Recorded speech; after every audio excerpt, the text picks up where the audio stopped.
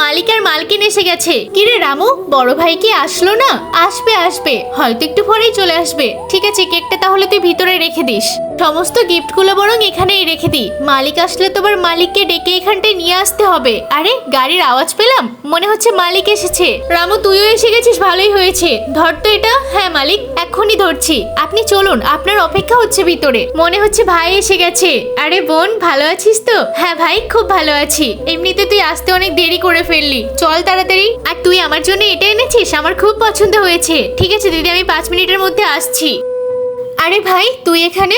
আমারও তো একই প্রশ্ন, তুই এখানে কি করছিস? বোনের বাড়িতে যাবি না নাকি? আরে না রে, বোনের বাড়িতে কি খালি হাতে যাওয়া যায়? টাকা পয়সা কিছুই নেই, তাই আর গেলাম না। আমি বোনকে দেওয়ার জন্য স্বর্ণের চেন এনেছিলাম, আমি তো একটা গিফট দিয়েছি, তুই বরং এটা দিয়ে দিস। আরে আমি এত দামি গিফট দেবো? আরে তাতে কি আছে, আমাদের দুই ভাইয়ের মধ্যে যে কোনো একজন ভাই দিলেই তো হলো। ঠিক আছে ভাই, তাহলে চল। কিন্তু তার আগে, কোনটা তোমার কাছে বেশি দামি, 1 বস্তা টাকা নাকি মা বাবা?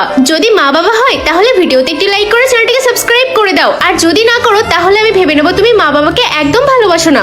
বোন, আমিও এসে গেছি। তুইও চলে আসলি? কি এনেছিস আমার জন্য? আর বড় ভাই দেখ আমার জন্য কি এনেছে। ভাই তোর গিফটটা বোনকে দে, বোনের দেখলে খুব ভালো লাগবে। কই দেখি, বক্সটা দেখে তো খুব দামি মনে হচ্ছে। স্বর্ণের চেন? বড় ভাই তোর তো একটু লজ্জা লাগার দরকার। দেখ ছোট ভাই গরিব হয়ে আমার জন্য স্বর্ণের চেন নিয়ে আসলো। ভাই তুই আসছিলি না, ভালোই করেছিলি। আমি তো জানতাম না আমাদের বোন এতটা লোভী। চল আমরা এখান থেকে চলে যাই।